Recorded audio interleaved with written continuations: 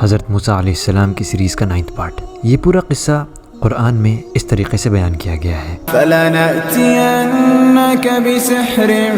मिस्लिही फजअल बैनना व बैनक मौइदन ला नुखलिफुहु नहनु वला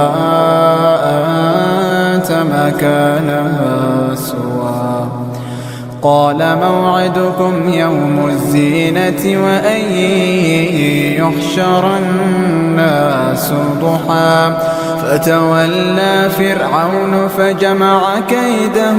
ثم أتى قال لهم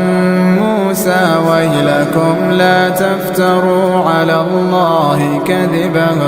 فيسحتكم بعذاب وقد خاب من افترى فتنازعوا أمرهم بينهم وأسروا النجوى قالوا إن هذان لساحران يريدان أن يخرجاكم من أرضكم بسحرهما ويذهبا بطريقتكم المثلى فأجمعوا كيدكم ثم أتوا صفا وقد أفلح اليوم من استعلى قالوا يا موسى إما أن تلقي وإما أن نكون أول من ألقى قال بل ألقوا فإذا حبالهم وعصيهم يخيل إليه من سحرهم أنها تسعى فأوجس في نفسه خيفة موسى قلنا لا تخف إنك أنت الأعلى وألق ما في يمينك تلقف ما صنعوا إنما صنعوا كيد ساحر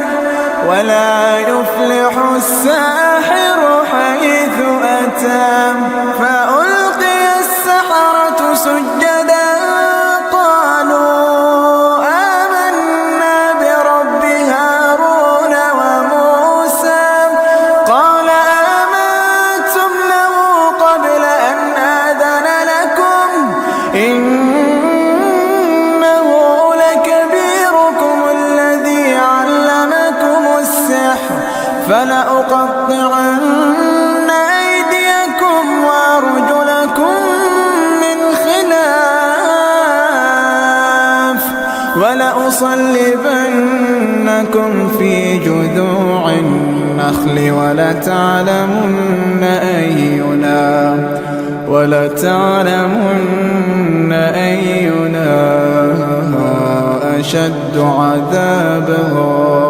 وأبقى قالوا لن نؤثرك على ما جاءنا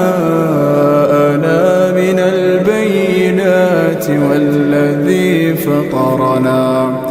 فاقض ما أنت قاض إنما تقضي هذه الحياة الدنيا إنا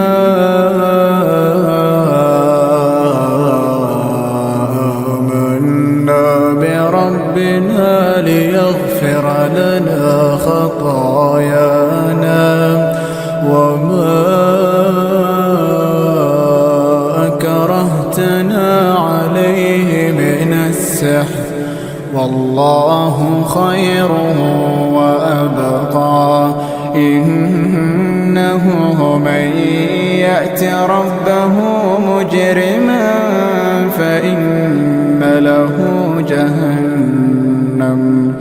فإن له جهنم لا يموت فيها ولا يحيا ومن يأته مؤمنا قد عمل الصالحات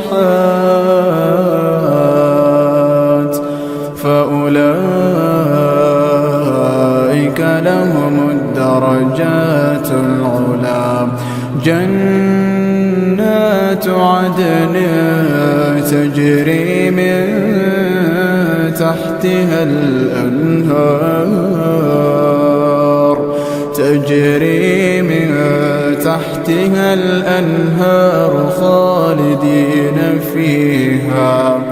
وذلك جزاء